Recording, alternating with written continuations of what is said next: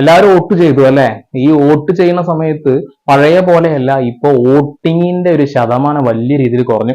അതായത് ജനാധിപത്യത്തോട് ജനങ്ങൾക്ക് ശരിക്കും പറയണമെന്നുണ്ടെങ്കിൽ നല്ല ദേഷ്യം വന്നിട്ടുണ്ട്. കാരണം ജനാധിപത്യം ഇവിടെ നടക്കുന്നില്ല എന്നുള്ളതുകൊണ്ടാണ്. ഇപ്പൊ അതാ ഒരാൾ വോട്ട് ചെയ്യാൻ ചെന്നിട്ട് EVM മെഷീൻ അടിച്ച് ചവിട്ടി പൊളിച്ചു. ആ ഒരു വീഡിയോ ഒന്ന് കാണാനുണ്ട്, ഒന്ന് കാണാം.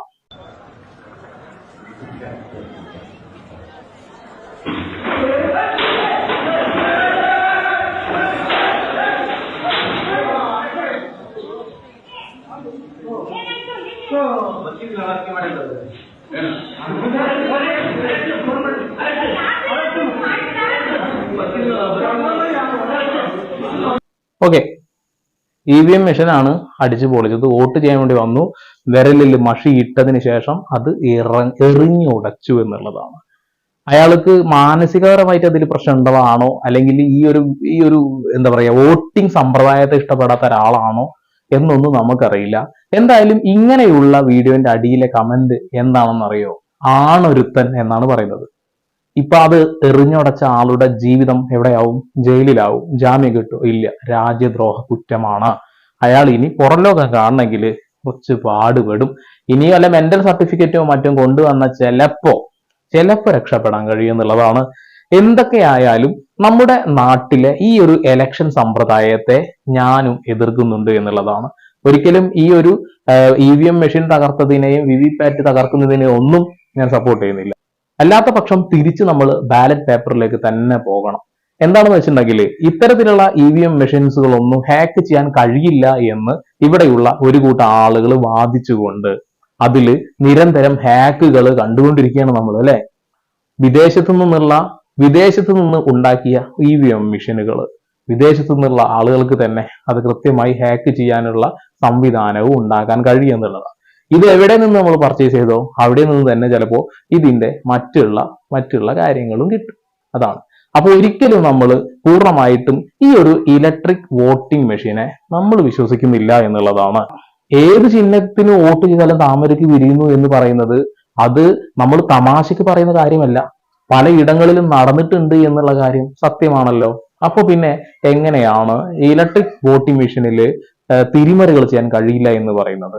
പല ആളുകൾക്കും പല രീതിയിലുള്ള പ്രതിഷേധങ്ങൾ ഉണ്ടാവും. ഇപ്രാവശ്യം വോട്ടിംഗ് ശതമാനം കുറയാനുള്ള പ്രധാനപ്പെട്ട കാരണം വലിയ ചൂടുണ്ടായിരുന്നു. അതുകൊണ്ട് തന്നെയാണ് ആളുകൾ വരാതിരുന്നത്. 8 പേരോളം കുഴഞ്ഞു വീണ് മരിച്ചു എന്നുള്ളതാണ് കണക്ക്. അങ്ങനെ അത്രയും അതി ഉഷ്ണ മേഖലയാണ് നമ്മളിപ്പോ കേരളം, അങ്ങനെ പറയാം. അത്ര ഉഷ്ണത്തിലും ആളുകൾ ക്യൂ നിന്ന് വോട്ട് ചെയ്യാൻ ഒരുപാട് സമയമെടുത്തു. EVM മെഷീന്റെ സ്പീഡാണ് ഒന്നാമത്തെ പ്രശ്നം. വളരെ സ്ലോവിലായിരുന്നു വർക്ക് ചെയ്തിരുന്നത്.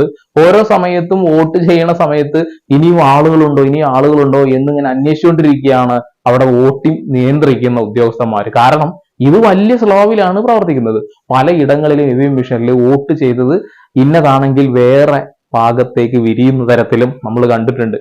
അപ്പോ ഇതൊരിക്കലും നമുക്ക് ഇഷ്ടപ്പെടാത്ത ഒരു രീതിയായി മാറിക്കൊണ്ടിരിക്കുകയാണ് ഈ EVM മെഷീൻ. പഴയ കാലഘട്ടത്തിലേക്ക് തിരിച്ചു പോവുക, പേപ്പർ ബാലറ്റിലേക്ക് തിരിച്ചു പോവുക എന്നുള്ള അഭിപ്രായത്തോട് ഞാൻ യോജിക്കുന്നുണ്ട്.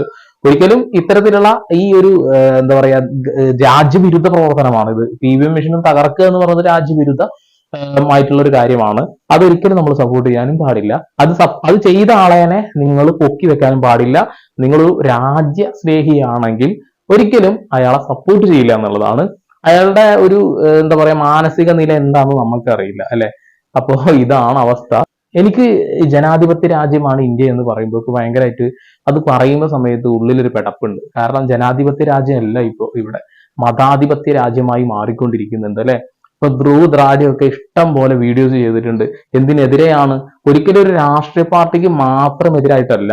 അദ്ദേഹം ചെയ്ത വീഡിയോസിൽ ജനങ്ങളെ ദ്രോഹിക്കുന്ന എല്ലാവർക്കെതിരെയും അദ്ദേഹം സംസാരിക്കുന്നുണ്ട് എന്നുള്ളതാണ്. അതിൽ ഏറ്റവും കൂടുതൽ BJP വരുന്നത് അവരത് ചെയ്തത് കൊണ്ടാവാം അല്ലെ. അപ്പോ ധ്രുവ് റാഡിയെയൊക്കെ മോശപ്പെട്ട രീതിയിൽ ചിത്രീകരിക്കുന്ന പലതരത്തിലുള്ള പോസ്റ്ററുകളും ഇപ്പൊ പലയിടങ്ങളിലും കാണുന്നുണ്ട്. BJP-ക്കാരാണ് അത് പൊക്കി പറയുന്നത്. നമ്മളൊരു പനി വന്നാൽ കഴിക്കുന്ന മരുന്നിന്റെ വില അത് നമുക്ക് ആദ്യം വളരെ കുറച്ച് പണം കൊണ്ട് കിട്ടിയിരുന്നതാ അല്ലെ. ഇപ്പൊ അത് വലിയ തുക കൊടുക്കേണ്ട അവസ്ഥയാ. ചുമക്കി വാങ്ങുന്ന മരുന്നുകളുണ്ടല്ലോ, അതിന്റെയൊക്കെ വില ഇപ്പൊ സാധാരണക്കാരന് വാങ്ങാൻ കഴിയുന്നതിനേക്കാൾ എത്രയോ ഉയർത്താം. അപ്പൊ അതൊക്കെ ചൂണ്ടിക്കാണിക്കുകയാണ്. അതിനുള്ള തട്ടിപ്പുകള്, ഇലക്ട്രൽ ബോണ്ടിന്റെ കാര്യങ്ങൾ, ഇതൊക്കെ പറയുമ്പോൾ അത് കൃത്യമായി പഠനം നടത്തിയിട്ട് ഒരാൾ പറയുമ്പോൾ അയാള് പറയുന്ന നുണയാണ് എന്ന് വിശ്വസിക്കുന്നതും, അത് വിശ്വസിക്കുന്ന ആളും മക്കൾക്ക് അസുഖം വരുമ്പോ ഇവിടെ മരുന്നിന് വില കൂടുതലാണ് എന്ന് ഗവൺമെന്റിനെ പഴിവാരുക. അവരെ ഏത് ഗവൺമെന്റിനെ പഴിചാരുന്നത്? കേരള സർക്കാരിനെയാണ് പഴിചാരുന്നത്. ഒരിക്കലും കേരള സർക്കാരല്ലല്ലോ ഇത് നിയന്ത്രിക്കുന്നത് എന്നുള്ള ബോധം അവർക്കില്ല.